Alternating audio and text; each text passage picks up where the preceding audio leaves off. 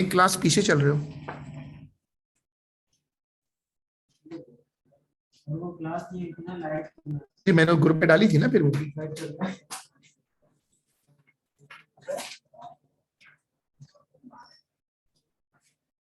Capacitors in series combination हमने शुरू कर दिया था। इससे पूछ लो।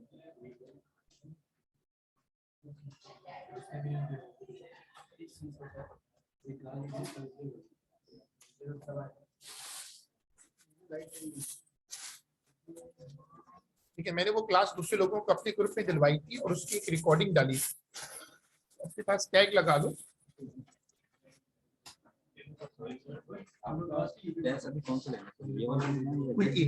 कोई भी एक डजंट मैटर, लेकिन दूसरे को मत खोलिएगा। कोई भी दे दे, डजंट मैटर, दोनों से मिला, मतलब दोनों डिफरेंट है लेकिन पैरेलल। कोई एक दे दीजिएगा मिक्स। हाँ, और दूसरा पैक करके फिर दूसरे वाले राउंड में चलाइए। उनको पता है, मेलविन को डेट्स, रूम नंबर और टाइम नंबर पता है। अगर आपको हो तो मुझे व्हाट्सएप करें, मैं आपको सेंड कर दूंगा।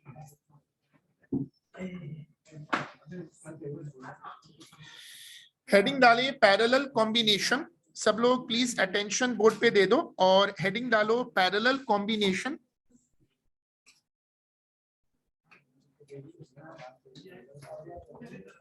Show now please. आवाज नहीं चाहिए प्लीज। हेडिंग डालिए पैरेलल कॉम्बिनेशन और ये चैप्टर चल रहा है कैपेसिटर, और कैपेसिटर वाले चैप्टर में उसको पीछे डालिए। कुछ भी पता भाई, वापस आओ, वापस आओ, नहीं वापस आओ। आप पीछे बस कौन सा नया माहौल बनाते हैं। अच्छा चलो देख लेते हैं, अच्छा समझ आता भी तो दिख जाएगा ना। देखो कि पैरेलल कॉम्बिनेशन, देखो चैप्टर का नाम है कैपेसिटर, और कैपेसिटर में हम लोगों ने लास्ट टाइम किया था सीरीज कॉम्बिनेशन, और सीरीज कॉम्बिनेशन के बाद हम किसको अब रख रहे हैं। मेरा ख्याल है कि मैंने पैरेलल कॉम्बिनेशन शुरू कराया था, और उसमें अगर आप देखेंगे उसमें जैसे वही कह रहे हैं, हुआ ये था, उसमें हुआ ये था कि उस दिन लाइट की वजह से एक क्लास कैंसिल हुई थी, और कुछ लोगों को मैंने कहा था कि वो आए नहीं थे, दूसरे ग्रुप में क्लास ले रहे हैं, और मैंने वो क्लास रिकॉर्ड भी की थी। वो क्लास अभी भी आपको मिल जाएगी। पैरेलल में हमने सीखा ये था कि जब कैपेसिटर्स पैरेलल में होते हैं तो करंट डिवाइड होता है।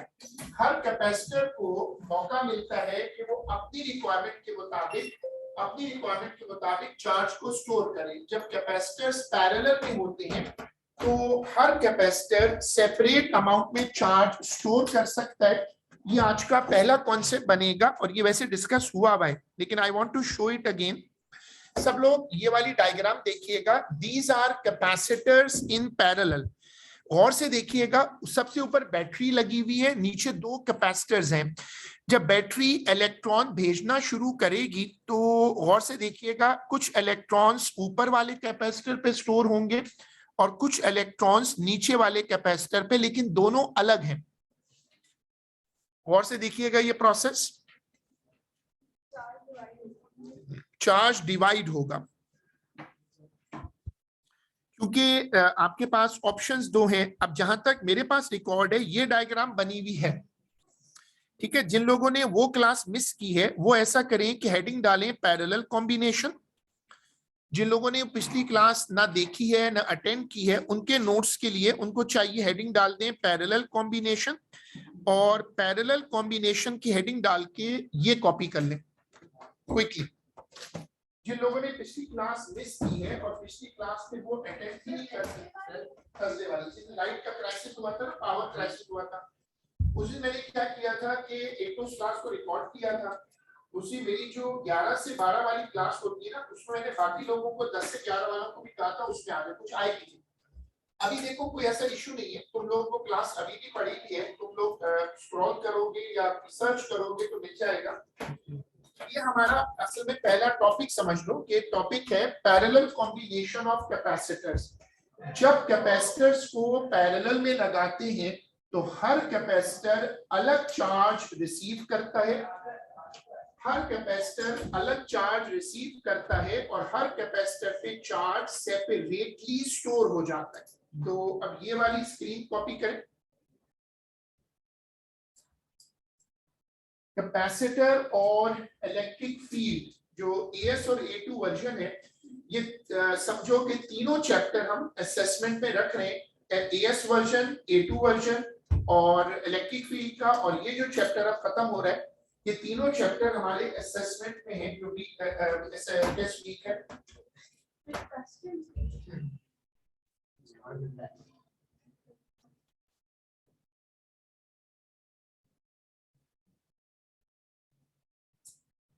होमवर्क की डेडलाइन है, उसको भी प्लीज फॉलो करें। सारी चीजें साथ लेके चलनी होती है, एक्टिविटीज होती हैं, एकेडमिक्स होती है, काउंसलिंग होती है, इन सबको साथ लेके चलना है, यही बैलेंस होता है। कोई चीज एक चीज के साथ रिप्लेस नहीं होती। Obviously academics comes first majority should be the majority case, लेकिन एकेडमिक्स के साथ आपकी काउंसलिंग है, यूनिवर्सिटी प्लेसमेंट है, अभी आपकी टेस्ट प्रिपरेशन शुरू होगी, ये सब क्राउडेड है। A2 is very loaded. मैं हर क्लास में छोटा सा 1.5 लेक्चर देता हूं, और दिस इज माय जॉब कि मैं आपको बार-बार कहूं कि A2 जो है वो मैनेजेबल है, A2 कंट्रोलेबल है। जिन्होंने सिर्फ 2 क्लासेस हमारे साथ ली हैं इलेक्ट्रिक फील्ड पर और घर पे क्वेश्चंस किए हैं, उनको पता है कि A2 में आपका एक सिंपल स्कैन हो जाता है और वो उसको रिपीट करता रहता है। कोई एक आध क्वेश्चन हट के निकलता है, उस दिन एक बॉयज ने क्वेश्चन ढूंढ के दिया था मार्च का, वो उसने हट के दिया था, वरना बिल्कुल पैटर्न पे क्वेश्चन होते हैं। जब कैपेसिटर पैरेलल में होंगे, बोर्ड पे देखिएगा सब लोग, जब कैपेसिटर पैरेलल में होंगे तो हर कैपेसिटर को अलग करंट मिलेगा।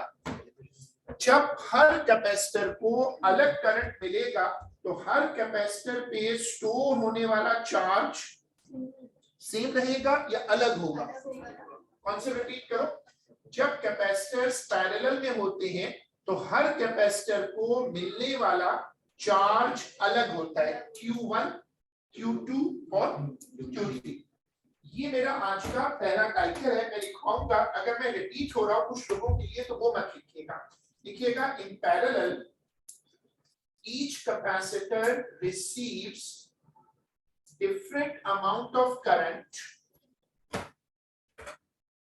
In parallel, each capacitor receives different amount of current. So it stores different amount of charge. So it stores different amount, it stores different amount of charge. Full stop। और उसके बाद line change करिएगा और लिखिएगा in parallel current divides and conserved, in parallel current divides and conserved, in parallel current divides and conserve while voltage is the same, while voltage is the same। आज का third concept है, this is the third concept for today. Chapter का नाम है capacitor, topic चल रहा है combination of capacitors, और उसमें कौन सा कॉम्बिनेशन डिस्कस हो रहा है? पैरेलल। देखो इसको बार-बार मैं रिपीट करता हूं और आप लोग भी इसको आदत डालो कि तुम्हें पता हो कि तुम क्या कर रहे हो। कॉन्सेप्ट्स A2 में ज्यादा नहीं है, नंबर ऑफ कॉन्सेप्ट कम है, एक कॉन्सेप्ट की एक्सप्लोरेशन ज्यादा है। जब कैपेसिटर्स पैरेलल में जुड़े होते हैं, जब कैपेसिटर्स पैरेलल में लगते हैं तो उनकी कैपेसिटेंस इस फॉर्मूला से निकलेगी। इसका मतलब कैपेसिटेंस बढ़ गई या कैपेसिटेंस कम हो गई? अगर आप किसी चीज को इस तरह प्लस करो तो बढ़ गई कम हो गई? बढ़ गई। गुड, शाबाश। तो लिखो कि बताओ, सीधा सीधा ऐड हो रहा है ना। इधर पीछे जो बच्चा स्पेशली पीछे इंप्रूव नॉलेज के लिए पीछे गया था, बताओ भाई उसको क्या फायदा पीछे जाने का? बता जवाब दो ना। सीधी सीधी बात पूछ रहा हूँ, देखो एक सिंपल सी बात पूछ रहा हूँ ना, मैं सिंपल सी बात पूछ रहा हूँ कि अगर मैं चीजों को सीधा रख के ऐड करूँ 2 + 4 + 6 तो नंबर बढ़ेगा कम होगा? बढ़ेगा। तो जवाब दो ना, यहाँ पर शादी में खाने पर आए हो। अजीब लोग हैं, समझ नहीं आता भाई। एकेडमिक्स के ऊपर कोई चीज नहीं है, क्लास में होते हो तो जहन बाहर होता है, बाहर होते हो तो भी जहन बाहर होता है, फिर आप 0 + 0 + 0 कर रहे हो, इक्वल तो आगे फिर 0 आ जाएगा, लिखिएगा। हाँ ये भी कैलकुलेटर में करके चेक करिएगा कि 0 + 0 होता है क्या। अब इसमें लिखिएगा कि next line, capacitance increases in parallel, capacitance increases in parallel, क्या ये रेजिस्टर्स का उल्टा है? रेजिस्टर्स पैरेलल में डिक्रीज करती हैं, रेजिस्टेंस कम होती है और कैपेसिटेंस बढ़ती है। Very good. अब से ये जो ऊपर वाला बॉक्स है, नीचे वाला बस पढ़ना है, कॉपी नहीं करना, जो ऊपर वाला बॉक्स है ये कॉपी करना है।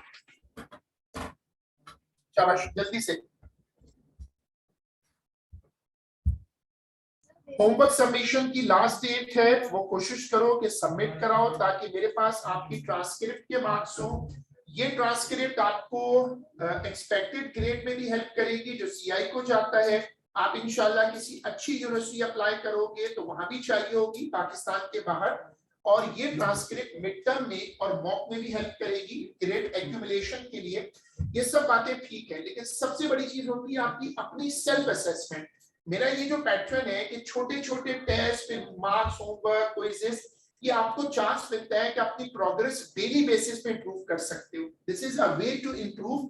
अदरवाइज वो जो होता है ना, एक फीवर होता है, एग्जाम आया, फेल हुए, फिर पास हुए, फिर फेल, उससे इंप्रूवमेंट जो होती है वो स्टेबल नहीं होती।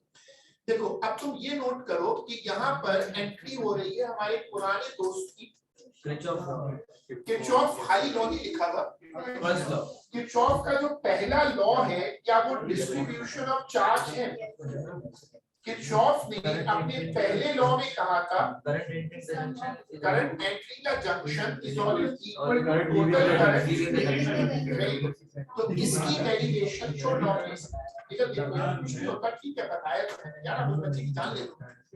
बताओ डेरिवेशन में किरचॉफ क्या कर रहा है? सीरीज में वोल्टेज डिवाइड होता है और पैरेलल में हम पैरेलल कर रहे हैं, तो जब करंट डिवाइड होगा तो किसको कॉल करेंगे, और जब वोल्टेज डिवाइड होगा किरचॉफ के सेकंड लॉ। चलो अब ये हेडिंग डालो डेरिवेशन, साइड हेडिंग डालो डेरिवेशन, और ये लिखो, बात ना करो। हाँ something is happening wrong with everyone. Sir अगर क्वेश्चंस देखें तो काफी अल्फा की थोड़ी लाइन लगा के ही करेंगे, सारे क्वेश्चन करेंगे बेटा। प्रैक्टिस बहुत क्वेश्चन है, आप मुझे बताना क्वेश्चन जितने कि बंदा खत्म हो जाए क्वेश्चन का काम हो जाता है। लेटेस्ट पेपर पड़े हुए हैं, 2021 से 2022 से 2022 के भी पेपर हो रहे हैं, वो आ जाएंगे आपके पास, पेपर्स कभी शॉर्ट नहीं होते। अब जरा देखिएगा पहला इक्वेशन, ये कैसे लिखा हमने? किरचॉफ ने कहा था करंट डिवाइड होगा, लेकिन प्लस करोगे तो किसके बराबर आएगा? जो इनपुट करंट के बराबर आएगा। अगर गौर से देखिएगा ये वाला स्टेप, ये कैसे आया? क्योंकि फॉर्मूला देखिए क्या लिखा हुआ है, I is equal to what happened to T? Constant है, टाइम शेयर होता है या टाइम कॉमन होता है? एक मैं आपको एक क्वेश्चन पूछता हूँ कि जब एक ट्रेन एक जगह से दूसरी जगह जाने के लिए 2 घंटे लेती है, तो अगर 2 ट्रेन साथ साथ जाएं तो रेशियो लगाएं तो 4 घंटे लगेंगे। साथ जा रही है तो टाइम डिवाइड होता है या टाइम रिलेटिव नहीं होता? रिलेटिव ही नहीं होता। अगर 6 लोग मिलकर काम करें या एक बंदा अकेला करे, इससे टाइम को फर्क नहीं पड़ता। तो अब बताओ टाइम कहाँ गया? कॉमन लिया और दोनों तरफ से टी कैंसिल हो गया। शाबाश। ये कौन सा फॉर्मूला है? ये कैपेसिटर का मेन फॉर्मूला है, ये कैपेसिटर को डिफाइन करने का मेन फॉर्मूला है। तो Q की जगह आ गया CV, और से देखिएगा फिर Q1 की जगह क्या है? Why not V1? पैरेलल में सबको मिलने वाला पोटेंशियल सेम होता है, वो कैंसिल हो गया। V इज सेम, उसके बाद आपने इसको कॉमन लिया, इक्वेशन करते ये कॉपी होगा। No need to remind the derivations are very important in A2 while they were very unimportant in AS. A2 में डेरिवेशंस आती हैं, डेफिनेशंस आती हैं, डिस्क्रिप्शंस आती हैं। A2 फुल स्कोरिंग है, जितनी मेहनत करोगे उतना मार्क्स मिल जाएंगे। AS की तरह नहीं है कि आप उसमें उल्टे सीधे क्वेश्चन फेस करें। कैपेसिटर में याद रखिएगा एक ही फ्लैश पॉइंट है, वो जो नया टॉपिक आया हुआ है कैपेसिटर का tau is equal to CR और वो एक्सपोनेंट वाला, वो मसला करता है। उसकी मैं एक अलग वर्कशीट आपको भेजूंगा आज के होमवर्क के बाद, उसको रखेंगे, उसकी मार्किंग स्कीम के साथ होगा, वो परफॉर्म कर लेना। तो मैं ये समझ में आ जाए कि जो टॉपिक्स नए होते हैं, जो 2018 में आए, 2020 में आए या 2022 में आए, वो खतरनाक टॉपिक्स होते हैं क्योंकि उनके पास पेपर नहीं होते।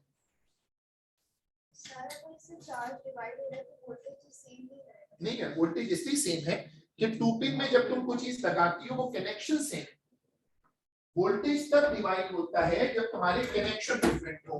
अब अगर इसमें 2 पिन में वो 2 होल वाला सॉकेट होता तो उसमें जितनी चीजें उसमें लगेंगी सबको सेम पोटेंशियल मिलेगा, घर में सबको सेम पोटेंशियल मिलता है 220।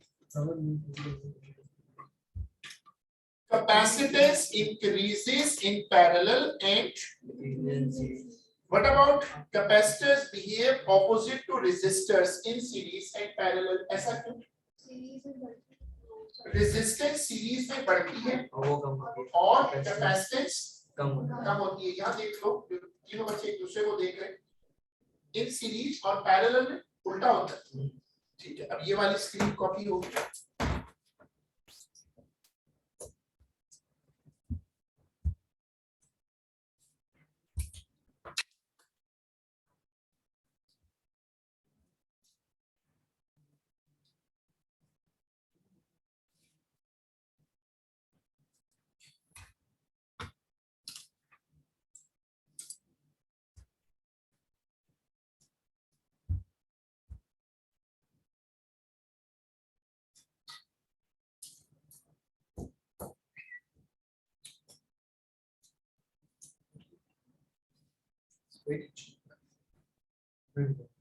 बस कंडक्टरों वाली टोल्स लगाई, बातें मैगिल और वाटरलू की हो रही होती है।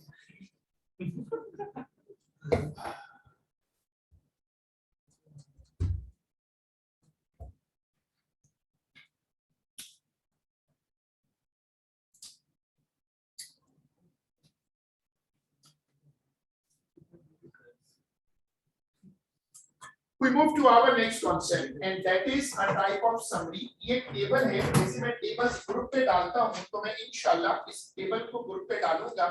जो टेबल्स होती है, जैसे मैंने कंपैरिजन वाला टेबल डालना भूल गया था, मुझे एक बच्चे ने अच्छा याद दिलाया। कुछ बच्चे बहुत हेल्प करते हैं, कुछ बिल्कुल ही फारिग कंडीशन में बैठे हुए अभी तक वो नहीं समझे कि नुकसान कितना हो चुका है।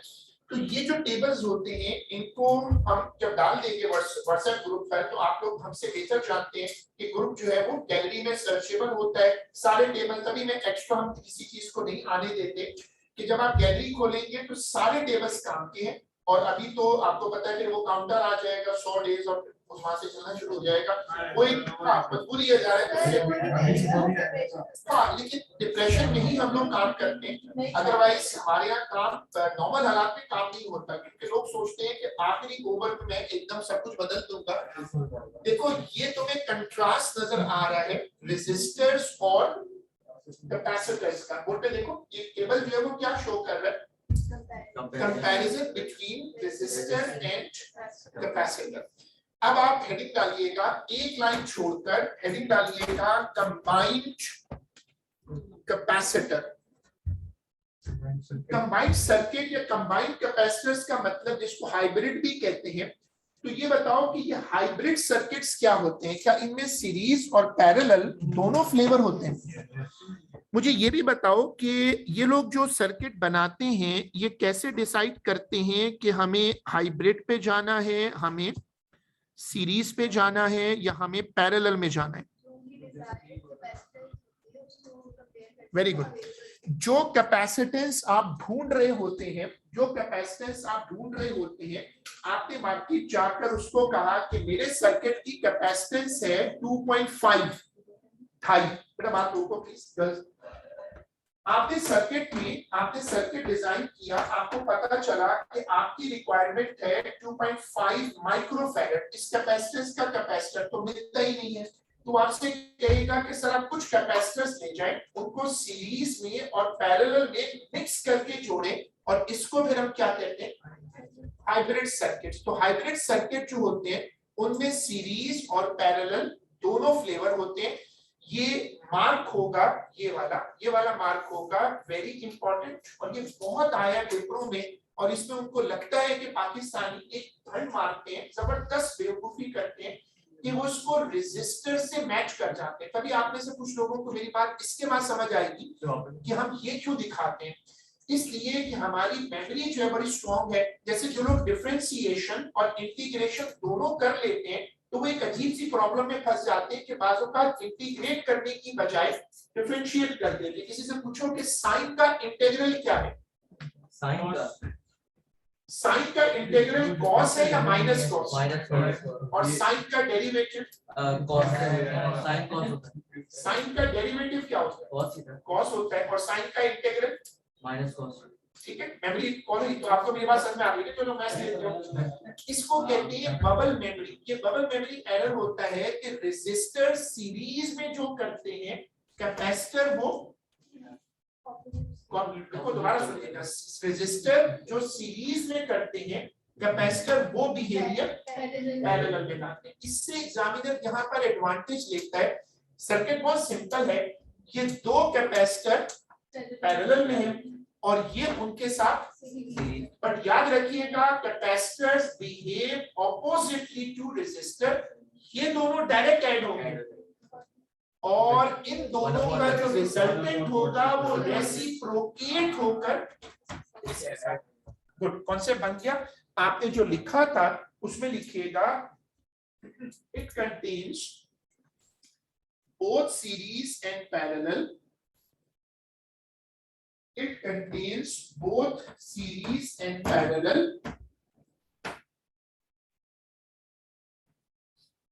चलो अब तुम लोग ये कॉपी करो और मुझे इफेक्टिव कैपेसिटेंस निकाल के दो। शाबाश, कॉपी करो, मार्क कर लेना, इंपॉर्टेंट।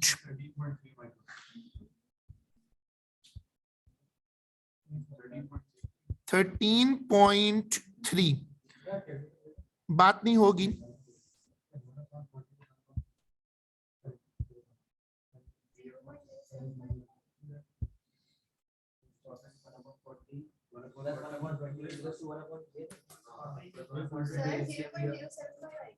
हाँ वो तो फ्रैक्शन, इससे भी शायद कोई डेसिमल नहीं किया।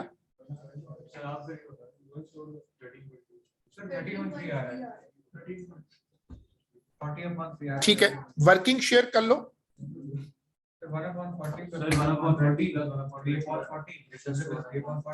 और अगर दो कैपेसिटर सीरीज में हो तो ये प्रोडक्ट अपॉन सम वाला फॉर्मूला भी लग सकता है। ठीक है, वर्किंग शेयर करो, रुको नहीं, वर्किंग शेयर करो।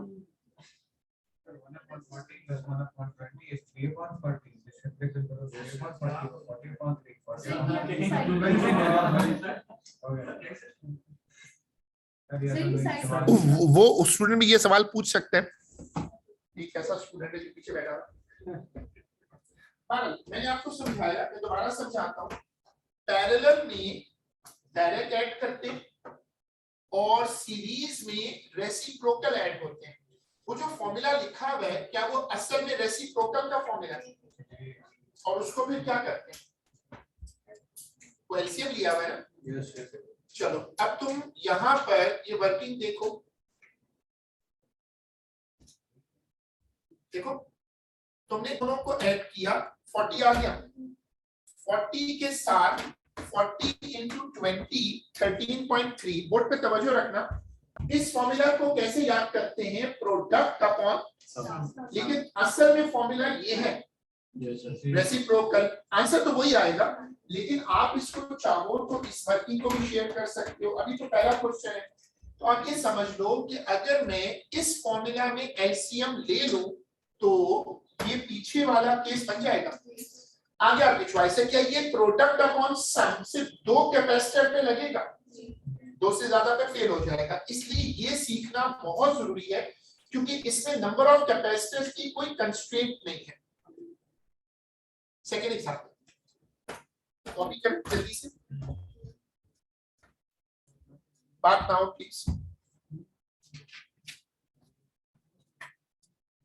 मोबाइल पे क्या कर रहे हैं, मोबाइल पे सॉल्व कर रहे हैं यार, ये नहीं करो ना, लिख के सॉल्व करो यार। 17.5 अच्छा वाला आगे बैठा हुआ था, अब देखो पीछे आके उसका दिमाग बिल्कुल डेड हो गया, वो मोबाइल पे खेल रहा है।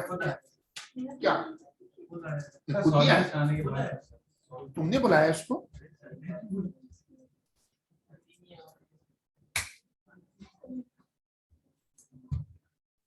कॉपी करो और वर्किंग करके आंसर निकालो। ऊपर वाले दोनों प्रोडक्ट अपॉन सम से ऐड होंगे। जो आंसर आएगा 7.5 वो पैरेलल में डायरेक्ट ऐड हो जाएगा। तो सीखने की बात क्या है? सीखने की बात है कि पैरेलल में, बोलो, पैरेलल में डायरेक्ट ऐड होते हैं और सीरीज में रेसिप्रोकल। और मेमोरी में कहां बबल बनेगा? अगर आपने इसको रेजिस्टर से कंपेयर कर दिया।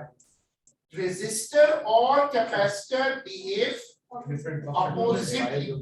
ये मशहूर एरर है और सीआई बड़े फखर से कहता है कि 10-15 साल तो हो गए अभी तक ये ठीक नहीं हुआ। चलिए ये कॉपी करते हैं।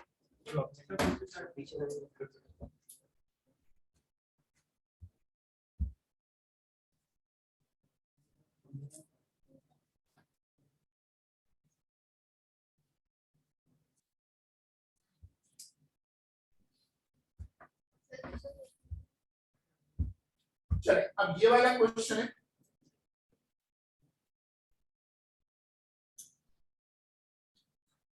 फिजिक्स की पेपर 5 की बुक खरीदनी है और फ्राइडे से पहले बुक सबके पास होनी चाहिए। टाइम बहुत तेजी से गुजर रहा है। अक्टूबर के बाद नवंबर सेशन का हाफ सेशन, इस साल के सेशन का आखिरी मंथ होता है। दिसंबर आपको पता है कि मॉक, फिर छुट्टियां, फिर वो सो कॉल्ड न्यू ईयर और सारा कुछ, फिर वो सैड न्यू ईयर। तो ये ध्यान में रखें, सब लोग प्लीज अटेंशन दें कि जो बातें मैं ग्रुप पे लिखता हूँ वो प्लीज फॉलो करें। फ्राइडे क्लास से पहले सबके पास पास पेपर बुक होनी चाहिए।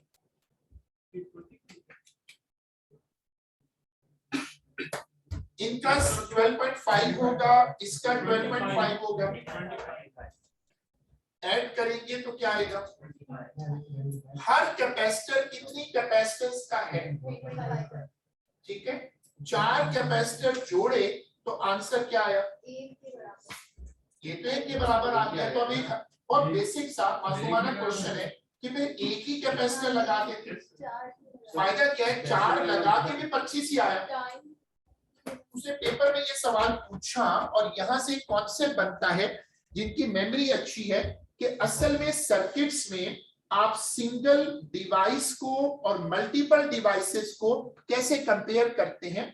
इस कमरे में 5-6 लाइटें लगी हुई है ऊपर। आप एक बड़ी लाइट लगा देते, 5 लाइटें लगाने की सेंस जवाब ये होगा कि सर वो एक पे लोड बहुत आएगा, डिस्ट्रीब्यूशन इवन नहीं होगी। जरा कॉन्सेप्ट बनाओ।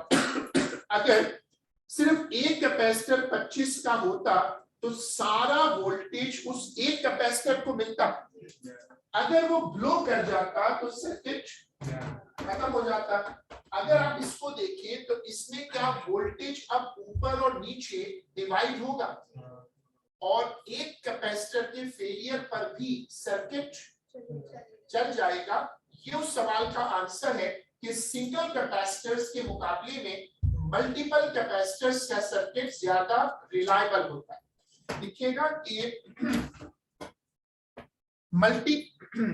मल्टीपल कैपेसिटर्स फॉर्म, देखिएगा multiple capacitors form a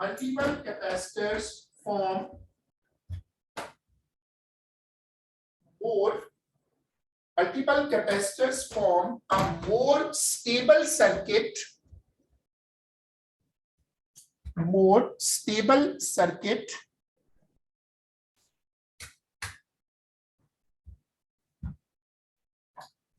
as compared to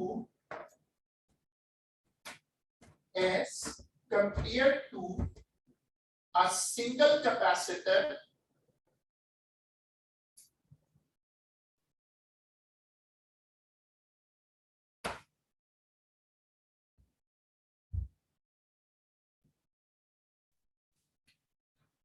चलो अब दो लाइनें छोड़कर हेडिंग डालो सेफ वर्किंग वोल्टेज।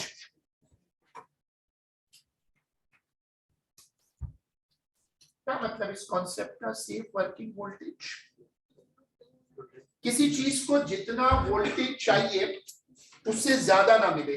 अगर उससे ज्यादा मिल जाए, इस सर्किट्स में ये जो हमारे एडॉप्टर्स होते हैं इनकी सिग्निफिकेंस क्या होती है कि ये डिवाइसेस का वोल्टेज शूट नहीं करने देते।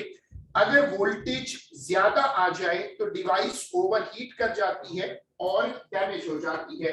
हमारा आज का अगला कॉन्सेप्ट बोर्ड पे देखिएगा, वो मैक्सिमम वोल्टेज जिसको कैपेसिटर सस्टेन कर सकता है उसको हम क्या कहते हैं? ये उसके ऊपर लिखा हुआ होता है। जब तुम कैपेसिटर खरीदते हो ना, जैसे तुम जाओगे शॉप पर तो हमारे मुल्क में वो पूछते हैं कि सर आपको कैपेसिटर लगाना क्या है, आप कहते मुझे पंखे में लगाना है, तो वो आपको हाई वोल्टेज वाला कैपेसिटर देगा। अगर आप कहें कि सर मुझे तो ये कैपेसिटर अपने लैपटॉप के मोबाइल के लैपटॉप के जो चार्जर है उसके लिए चाहिए, तो फिर वो कम वोल्टेज वाला देगा। तो होता ये है कि किसी भी कैपेसिटर का जो मैक्सिमम वोल्टेज है जो वो सस्टेन कर सकता है उसको हम क्या कहते हैं? ये कॉपी होगा।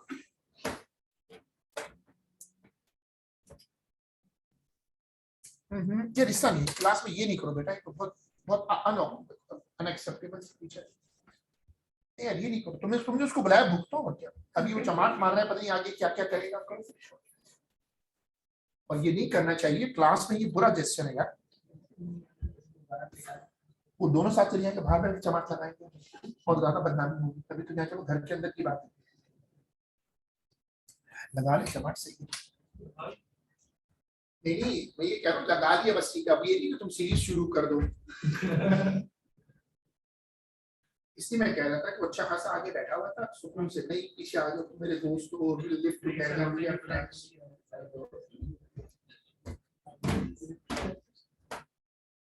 एक तो व्यक्ति की बात है, फिर आराम से बैठ के जमा कर।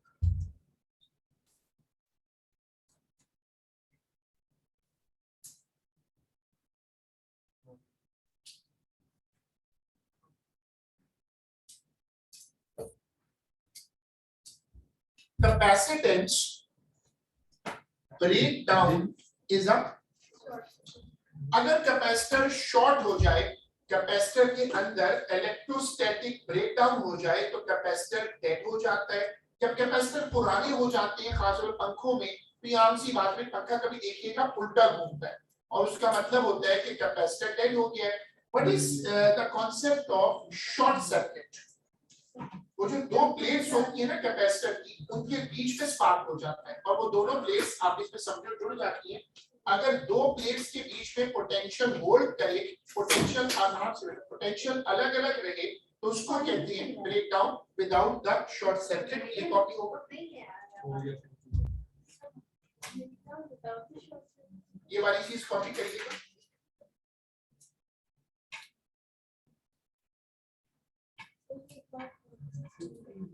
वो जो दो प्लेट्स होती हैं जो मैंने सिखाया था इलेक्ट्रोस्टैटिक ब्रेकडाउन, तो दोनों प्लेट्स के दरमियान चार्ज ट्रेवल नहीं करना चाहिए, क्योंकि अगर ट्रेवल कर जाए तो फिर प्लेट्स जंप हो जाएंगी, यानी बाईपास हो जाएंगी। हम चाहते हैं कि दोनों प्लेट्स पे चार्ज रुक जाए और प्लेट्स के बीच में कोई चार्ज ना हो। अगर ऐसा हो जाए तो उसको कहते हैं इलेक्ट्रोस्टैटिक ब्रेकडाउन। ये मैंने सिखाया था 2-3 मरतबा। उसके बावजूद इंसुलेटर वक्त के साथ खराब हो जाता है, कुछ जगहों से गर्म होकर डैमेज हो जाता है। तो हर चीज की एक फिजिकल लाइफ है ना, तो वो इस वजह से कहीं ना कहीं से स्पेस मिल जाती है। जरा बोर्ड पे लिखिएगा, ये कॉन्सेप्ट मैंने 2 मरतबा समझाया है। इसको कहते हैं इलेक्ट्रोस्टैटिक ब्रेकडाउन। इस प्लेट पे पॉजिटिव है, उस प्लेट पे नेगेटिव है, बीच में अगर स्पार्क हो जाए तो उसको कहते हैं कैपेसिटर शॉर्ट हो गया। हमारी पाकिस्तानी लैंग्वेज में कहते हैं कि कैपेसिटर उड़ गया, और कैपेसिटर उड़ेगा तो जाहिर सी बात है सर्किट डैमेज हो जाएगा। अब देखो ये मैंने क्लास में कई मरतबा सिखाया, ये जो पैराग्राफ्स हैं ऐसे हम एएस में यूज नहीं करते। A2 में चूंकि मेमोरी है, इस बात को गौर से समझो कि A2 में चूंकि मेमोरी है, अब जब तुम पास पेपर में जाते हो तो एग्जामिनर रिपोर्ट देखो तो वो एक खास हाई क्वालिटी लैंग्वेज मांगते हैं। ये जो चीज हाई क्वालिटी लैंग्वेज, ये पैराग्राफ्स हैं। अब वो हम लोग एएस में कहते हैं electric field is a region where a test charge experiences a force. A2 में तुम आए तो तुमने देखा वो क्या बोलता है, electric field is a region region के आगे क्या कहता है, ऑफ स्पेस। आप ऑफ स्पेस ना लिखें, अगर आप रीजन के आगे, समझ रहे हो, अगर आप रीजन के आगे बहुत personal attacks, reason of space ना लिखे तो वो सैड हो जाएगा। अब ये वही कॉन्सेप्ट है, ये वाला भी वही कॉन्सेप्ट है जो मैंने समझाया। कैपेसिटर की प्लेट्स पर चार्ज रुकना चाहिए। अगर प्लेट्स पे चार्ज हवा में लीक कर गया तो क्या होगा, स्पार्क, और कैपेसिटर डेड हो जाएगा।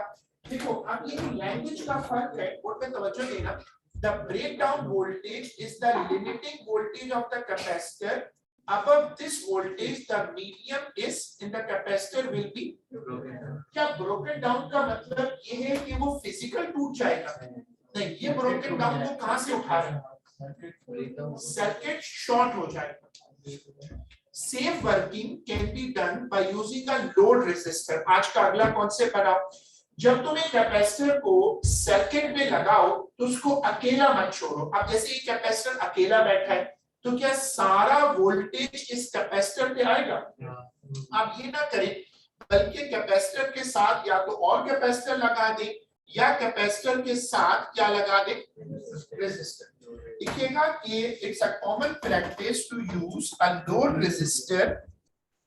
It is a common practice, it is a common practice to use a load resistor,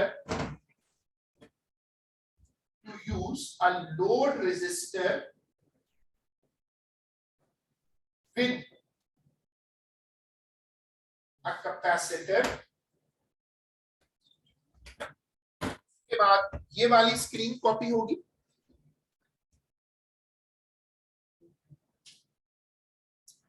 safe working voltage एक रियल टॉपिक है, बहुत कम पेपरों में आया है, मैं उस पर टैग लगाना भूल गया था।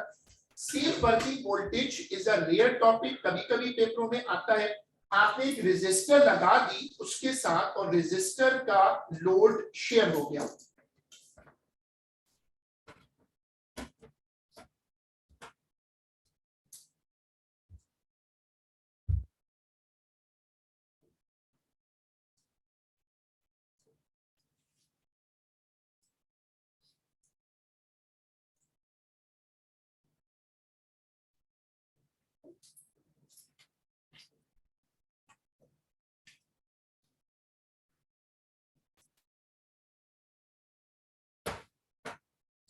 किसी कैपेसिटर को अगर आपने खुद शॉर्ट करना हो, एक तो आप चाहते हैं कि वो शॉर्ट ना हो क्योंकि डिवाइस खराब होगी, लेकिन बाजू का कैपेसिटर को शॉर्ट करना पड़ता है। जैसे आपने एक पंखे को रिपेयर करना है, उसमें कैपेसिटर लगा हुआ है, आपको खतरा होता है कि कैपेसिटर में स्टैटिक चार्ज है। ये बिल्कुल ऐसा है जैसे आपको अगर एक वाटर कूलर को रिपेयर करना हो तो सबसे पहले उस वाटर कूलर में से सारा पानी निकाल देते, क्योंकि वो पानी आपके काम में हर्डल है। इसी तरह एक भरे हुए कैपेसिटर पे वर्किंग करना खतरनाक होता है, खासतौर पे आप अगर वेल्डिंग कर रहे हैं या कोई रिपेयर कर रहे हैं। तो हम क्या करते हैं कि अगर हम किसी बड़े कैपेसिटर पे काम कर रहे हैं, जैसे एसी का आउटर यूनिट होता है, उसमें पंखे के साथ एक बड़ा कैपेसिटर होता है। हम जो प्रोफेशनल्स होते हैं वो उस चार्ज कैपेसिटर को पहले क्या करते हैं, शॉर्ट करते हैं। इसके दोनों टर्मिनल होते हैं ये, उनको ऐसे आपस में टच कर देते हैं और उससे वो कैपेसिटर खाली हो जाता है। लिखिएगा कि लाइन चेंज करके लिखिएगा, it is also a practice to short a capacitor. It is also a practice to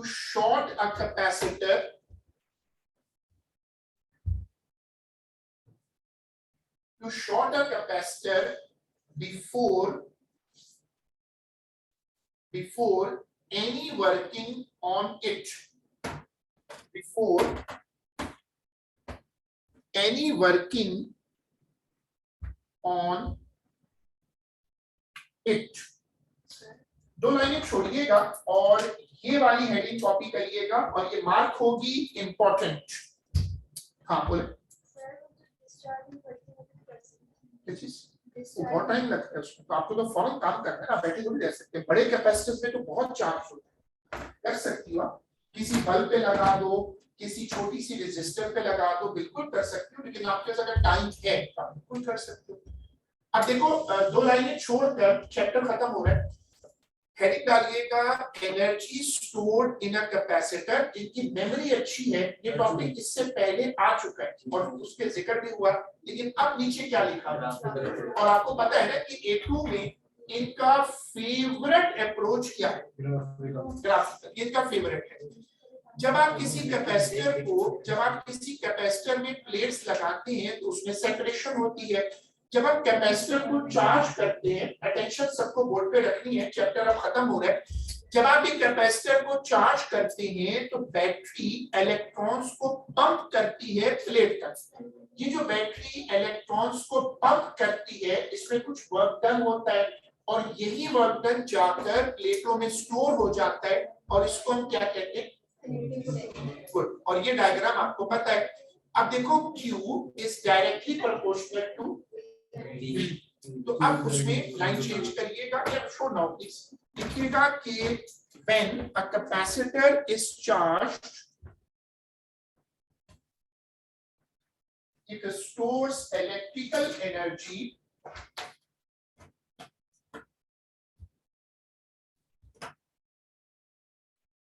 अब देखो दोबारा, जो एग्जामिनर रिपोर्ट की लैंग्वेज है वो यहां से देखिएगा और ये वाली स्क्रीन कॉपी करिएगा।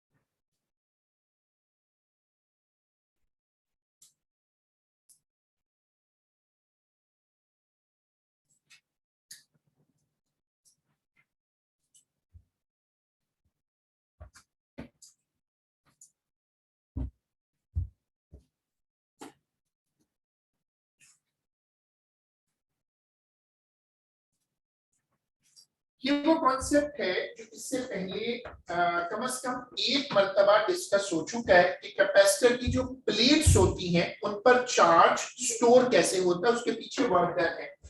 अब आप बोर्ड पे देखिएगा Q is directly proportional to V, तो अगर हम इसका स्केच बनाए तो कैसा बनेगा, straight line passing to the origin. Q और V का जो स्केच है वो स्ट्रेट लाइन बनेगा और इसका जो एरिया है वो किसको शो करेगा, हाफ। हाफ कहां से है सर, वो ट्रायंगल का हाफ है, गुड। अब ये कॉपी होगा सही इलेक्ट्रिक फील्ड के सवाल में आएंगे। ये लोग तो मिक्स करते हैं, मतलब इतना तो आप कर सकते हैं पेपर में हाफ लगाने का, ये तो मजबूरी है। पेपर अलग बनाना बहुत मुश्किल है, A2 में आइसोलेटेड क्वेश्चन बनाना बहुत मुश्किल है।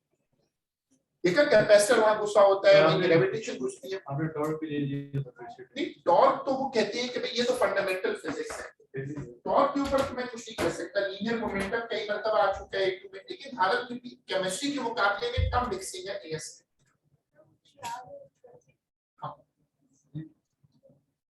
मेरी कॉपी कर, ये पूरी स्क्रीन कॉपी होगी।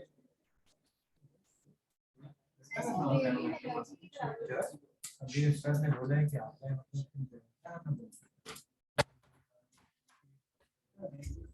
ये कॉन्सेप्ट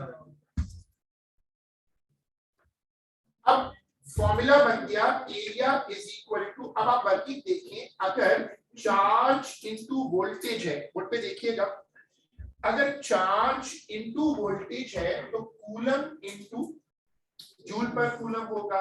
इसका मतलब ये एरिया किसको शो करेगा, एनर्जी को। Area under the charge against voltage sketch is showing the, अब ये वाली स्क्रीन कॉपी होगी,